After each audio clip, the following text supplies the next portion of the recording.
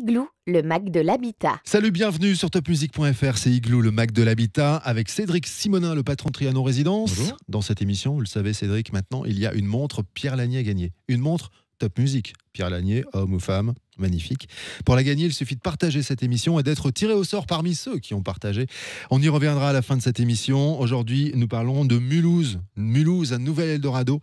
Et qui de mieux que Frédéric Marquet pour nous en parler? Vous êtes Frédéric, bonjour. Bonjour. Le manager du commerce de la ville de Mulhouse et également le président de l'association Mulhouse. J'y crois, vous êtes un homme de conviction. Tout à fait. Et Cédric Simonin adore les hommes de conviction. C'est vrai. Ouais.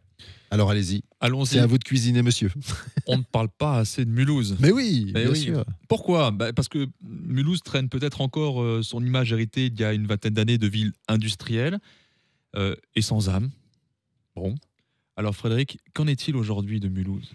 Alors j'ai d'abord envie de dire que ceux qui ont encore cette image de Mulhouse ne sont certainement pas venus à Mulhouse ces 3-4 dernières années. Et c'est vrai que Mulhouse a toujours souffert d'une image réellement en décalage avec ce qu'elle est vraiment. Alors on ne dit pas que c'est la ville la plus belle du monde et qu'il n'y a pas d'équivalent par rapport à la qualité de la ville aujourd'hui. Mais c'est vrai que c'est une ville qui a énormément d'atouts. C'est d'abord une très belle ville, contrairement là aussi à ce qu'on a des fois dans la tête. Alors certes, une ville industrielle, c'est pas une ville comme Strasbourg ou Colmar, avec la typicité de la ville alsacienne, les colombages. Il y a une histoire particulière, ça a été une république, il y a une influence plus helvétique, rhénane que typiquement alsacienne. Mais c'est vrai que c'est d'abord une très belle ville, avec un programme qui a été engagé aussi ces dernières années et qui a vraiment embelli la ville de manière significative. C'est 36 millions d'euros qui ont été engagés sur 6 ans, sur 4 axes en même temps, notamment sur le centre-ville, sur l'habitat, sur les espaces publics, sur les mobilités et sur le commerce. Et puis c'est une ville verte, on a tendance à l'oublier, mais c'est une ville très verte avec beaucoup d'arbres, des parcs en hyper centre-ville, une ville à taille humaine, avec aussi des infrastructures vraiment de métropole, avec un aéroport aujourd'hui qui arrive, qui va atteindre les 9 millions de passagers. On n'a pas toujours les notions, mais Strasbourg aujourd'hui c'est 1 million, un peu plus d'1 million de passagers. L'aéroport Bâle-Mulhouse-Fribourg, c'est bientôt 9 millions de passagers.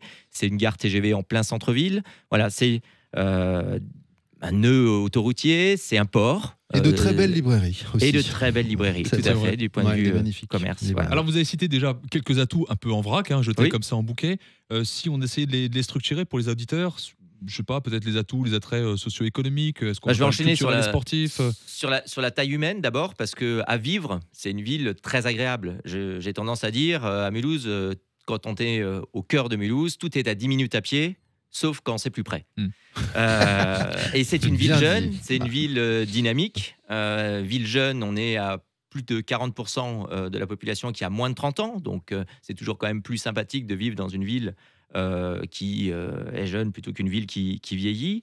En termes d'attractivité commerciale, c'est vrai qu'aujourd'hui, c'est un exemple national. J'étais encore hier et avant-hier en Belgique pour intervenir à l'invitation d'une dizaine de villes belges, dont Namur, sur la thématique l'attractivité commerciale de Mulhouse à la portée des centres-villes belges.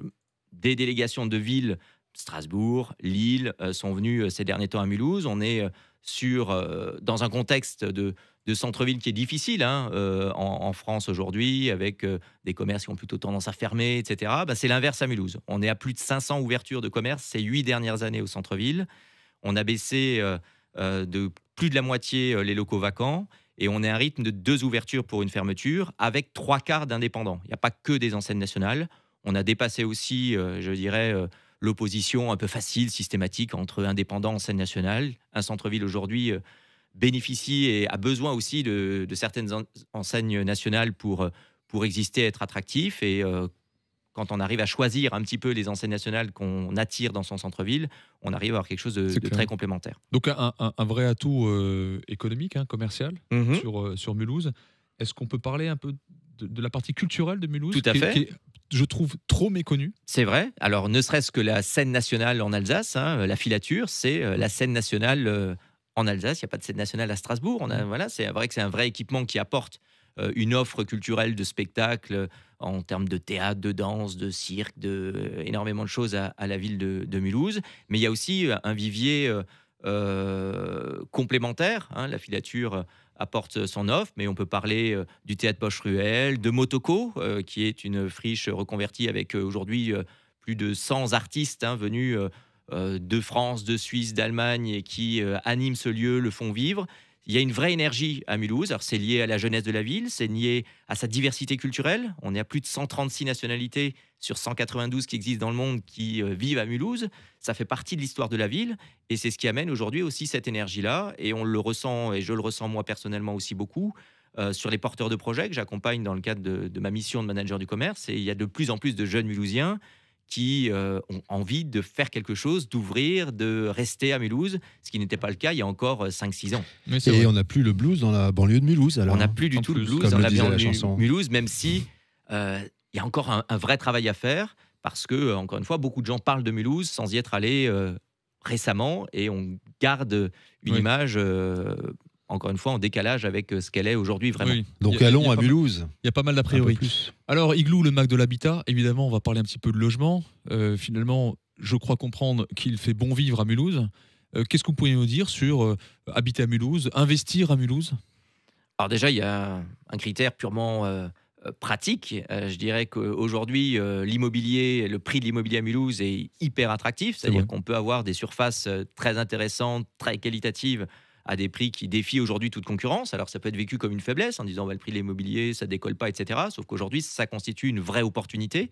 La qualité de vie, aujourd'hui, je vais personnellement chercher mon enfant à la crèche, je suis après dans un parc, le lendemain, je vais à pied à la gare, gare TGV de centre-ville, il n'y a pas beaucoup de villes non plus qui ont une gare TGV en plein centre-ville avec 2 TGV qui se croisent. C'est la seule ville en France où vous avez le TGV Rhin-Rhône et le TGV-S, donc vraiment des destinations. On a parlé de l'aéroport et la possibilité aussi de s'évader très facilement avec EasyJet et plus de 80 destinations à partir de l'aéroport à des prix très intéressants. Donc il y a une qualité de vie. On est en Alsace, il ne faut pas l'oublier non plus. Donc on bénéficie aussi des Vosges, de la proximité de Bâle. On parlait de vie culturelle et artistique. Bâle est de ce point de vue-là aussi très attractive. Donc c'est vrai que habiter à Mulhouse aujourd'hui, c'est souvent un confort de vie qu'on ne mesure pas. On peut parler de circulation. Aujourd'hui, même s'il y a toujours quelques difficultés, on est dans une ville où on circule quand même globalement plutôt très bien, ce qui est aussi un gage de qualité et de confort de vie.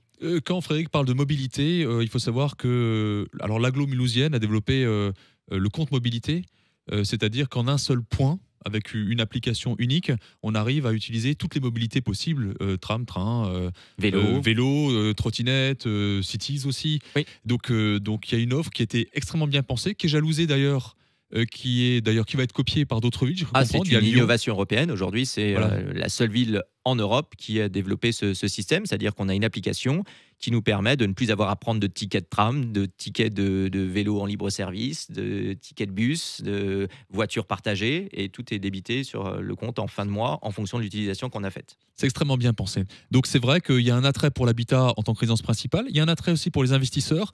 Les investisseurs ont tendance à aller assez rapidement sur Strasbourg, sauf que c'est pas les mêmes prix, donc la rentabilité de l'investissement est pas la même, et puis la potentialité de valeur patrimoniale augmentant est un peu inférieure à Strasbourg. Même là, je vais pas me faire que des amis, versus Mulhouse. Donc si vous voulez, vous savez, c'est souvent vous regardez des émissions de télé un peu racoleuses et on dit tiens, il a investi là il y a 20 ans, il avait le nez creux. Eh ben, il y a des gens malins, et les gens malins, pour moi aujourd'hui, ils investissent à Mulhouse. Quel est le prix moyen du mètre carré d'ailleurs ? Il varie entre de l'ancien, ça peut tourner autour des 1000-1200 euros le mètre carré. Alors, ça dépend des quartiers. Ouais. Et puis, le neuf reste entre du 2009 à 3100, 3002. Après, il y a le quartier du Réberg qui s'envole un petit peu. Mais sinon, les prix sont extrêmement attractifs versus ce que l'on peut retrouver dans d'autres villes alsaciennes. Et ce qu'on peut souligner aussi, c'est qu'aujourd'hui, les quelques projets très haut de gamme qui voient le jour sur la ville de Mulhouse trouvent très vite preneur. Donc, il y a une attractivité aujourd'hui vraiment objective.